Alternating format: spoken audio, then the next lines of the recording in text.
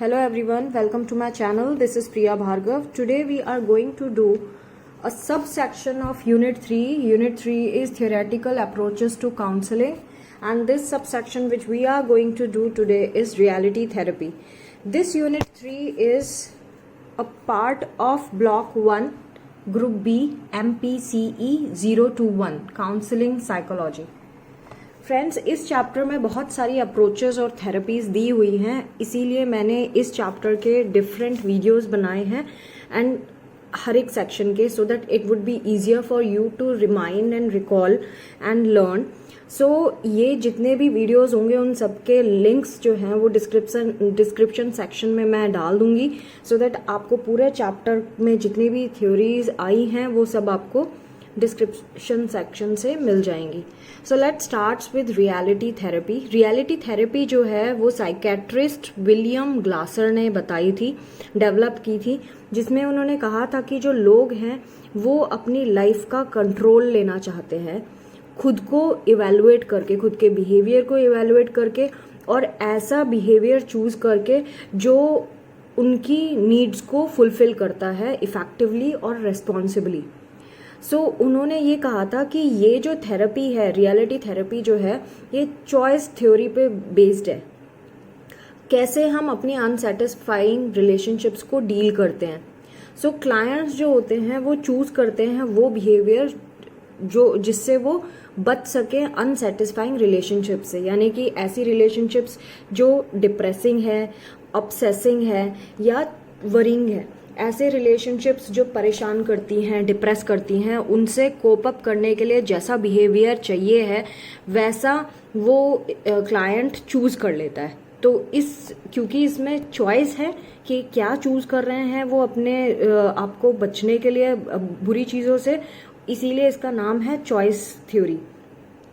सो ये हम गलती से, जो इंसान है वो गलती से क्या करता है, मिजरी को चूज कर लेता है अपने फर्स्ट बेस्ट अटेम्प्ट में, और फिर उससे अपनी नीड्स को पूरा करने के लिए रेस्पॉन्सिबली एक्ट करने लगता है.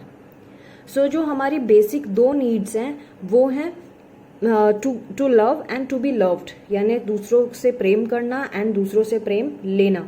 और दूसरी जो थ्योरी है वो है टू फील वर्थ, यानी खुद के लिए ये महसूस करना कि हमें दुनिया चाहती है, हम वर्थ है किसी चीज़ के.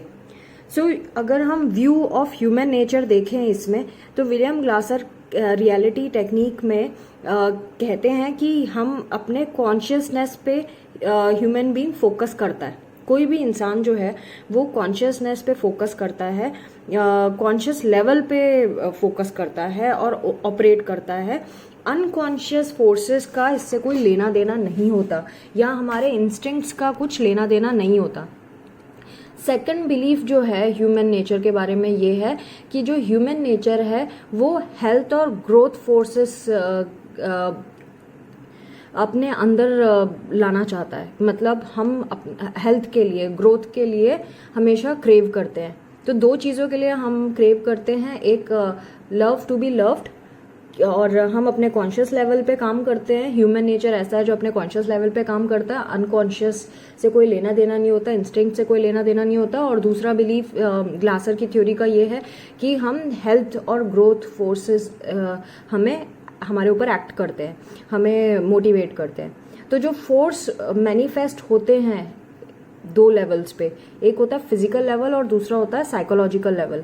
जो फिजिकल नीड्स होती है हमारे, यानी कि सर्वाइवल नीड्स होती हैं, जैसे कि फूड, वाटर, शेल्टर, ये ऑटोमेटिकली कंट्रोल करती है हमारी बॉडी कि हमें कैसे, किस तरह से हमारी फिजिकल नीड्स पूरी करनी है.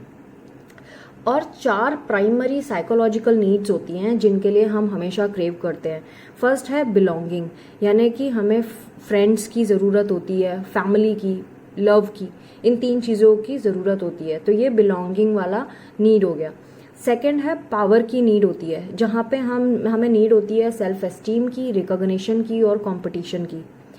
थर्ड नीड है freedom of choice and decision, यानी हम अपने डिसीजन खुद लेना चाहते हैं, हम खुद चूज करना चाहते हैं हमें हमारे लिए क्या चाहिए. एंड फोर्थ जो हमारी नीड होती है वो होती है फन की.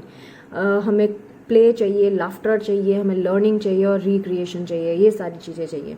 तो बिहेवियर जो होता है ये पर्पसफुल होता है, यानी हम जो भी बिहेव करते हैं उसके पीछे कारण होता है, चाहे फिजिकल कारण होता है चाहे साइकोलॉजिकल कारण होता है, जैसे कि ऊपर बताया गया है। या नीड्स वही है कि हमारे क्या कारण है हमारे किसी भी बिहेवियर का, और हमारी जो नीड्स हैं और जो हम देख रहे हैं हमारे साथ जो हो रहा है उसके गैप को कम करने के लिए हम बिहेव करते हैं वैसा।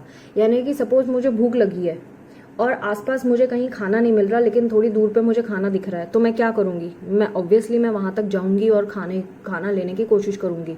सो ये जो मेरा बिहेवियर है वो मेरा बिहेवियर क्या था, मेरा बिहेवियर था जाकर खाना लेना, और मेरी नीड क्या थी, हंगर, और मुझे मिल क्या रहा था, दूर कहीं खाने की दुकान दिख रही थी। So this is what they are saying कि जो हमारा बिहेवियर होता है वो गैप को फुलफिल करता है उस हमारी नीड को अचीव करने के लिए।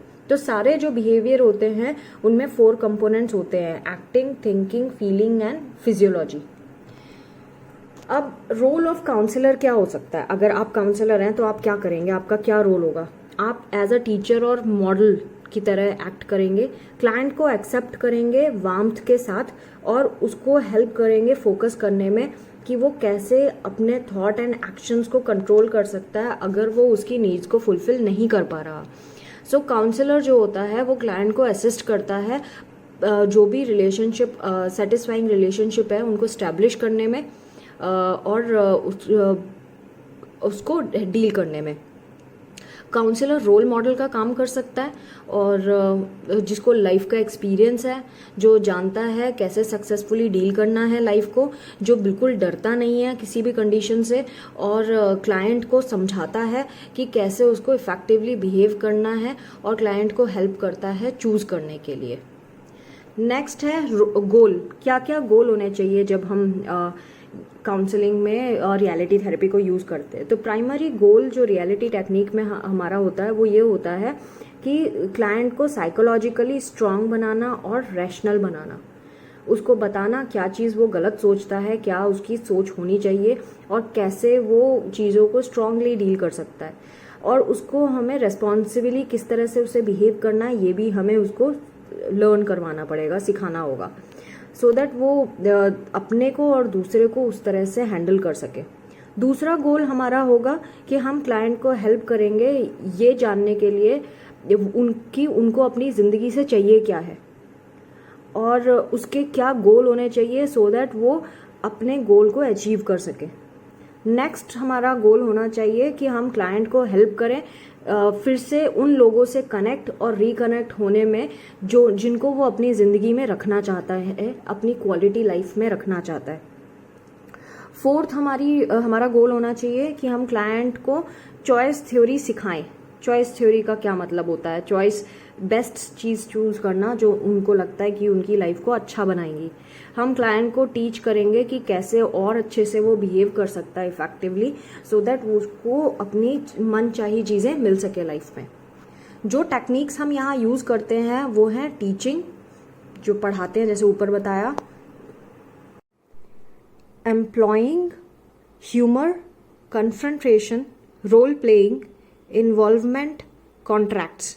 ये कुछ टेक्निक्स हैं जो हम अप्लाई कर सकते हैं रियलिटी थेरेपी में। सो हम इन सारी टेक्निक से जिसके बारे में हम आगे भी सिलेबस में पढ़ेंगे डिटेल में, वो सारी टेक्निक्स हम इसमें अप्लाई कर सकते हैं। WDEP सिस्टम, ये एक एग्जाम्पल दिया है कि हम कैसे कर सकते हैं क्लाइंट के साथ डील। जैसे कि W मीन्स वांट्स, वांट्स मतलब वो क्या चाहता है अपनी लाइफ से, क्या करना चाहता है। D मतलब डूइंग एंड डायरेक्शन, किस डायरेक्शन में जा रहा है, किस डायरेक्शन में जाना चाहता है। E इवैल्यूएशन, क्या वो प्रेजेंट बिहेवियर उसको वो पाने में हेल्प कर रहा है जो वो अपनी लाइफ में चाहता है। P प्लानिंग आपके जो गोल है उसके बारे में बात कर रहे हैं कि प्लानिंग कैसी होनी चाहिए। तो इसका कोड लिखा है SAMIC, SAMIC। S मतलब सिंपल गोल होना चाहिए। A अटेनेबल गोल होना चाहिए। M मेजरेबल गोल होना चाहिए, यानी मेजर करें कि हम किस स्टेप पे पहुंच गए। इमीडिएट यानी कि इमीडिएटली हमें गोल अचीव हो जाए। कंट्रोल्ड, हम उसको कंट्रोल कर सकते हैं कि किस तरह से हम आगे बढ़ रहे हैं, या हमने गलती कर दी तो हम कैसे पीछे जाके सुधार सकते हैं वहाँ पे। सो ये WDEP सिस्टम ये आ सकता है एग्जाम में, इसको अच्छे से करिएगा। और इसका फुल फॉर्म और इसका एक्सप्लेनेशन पूरा अच्छे से दिया हुआ है। अब हम आगे करेंगे 8 स्टेप्स। ये 8 स्टेप्स दिए हैं रियलिटी थेरेपी में, जो स्ट्रैटेजिकली इनकॉर्पोरेट कर सकते हैं। ऐसी कुछ स्टेप्स है जो हर एक काउंसलर को फॉलो करना चाहिए, जैसे कि हम डेवलप करेंगे ऐसी रिलेशनशिप क्लाइंट के साथ जिससे वो हमें रोल मॉडल की तरह डील करे। सेकंड, हम फोकस करेंगे और पूछेंगे कि वो क्या कर रहा है, उसका बिहेवियर कैसा है, वो सही से बिहेवियर कर रहा है कि नहीं कर रहा है, जो उसको गोल अचीव करने में हेल्प करेगा। थर्ड, क्लाइंट को इवेलुएट करेंगे उसके बिहेवियर को, और उससे पूछेंगे क्या ये उसका बिहेवियर उसके गोल तक पहुंचने में उसको हेल्प कर रहा है, या वो जो चाहता है उसमें हेल्प कर रहा है। अगर नहीं तो हम प्लान करेंगे उसके बिहेवियर चेंज को, कि किस तरह से बिहेवियर चेंज हो सके।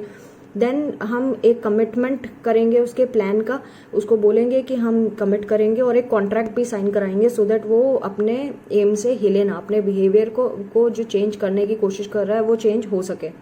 देन हम उसको अगर वो कोई एक्सक्यूज बनाता है कि अरे इस वजह से मैंने ये नहीं कर पाया, तो उसको बिल्कुल स्ट्रिक्टली डील करना है और उसको बताना है कि ये ऐसा गलत है करने के लिए।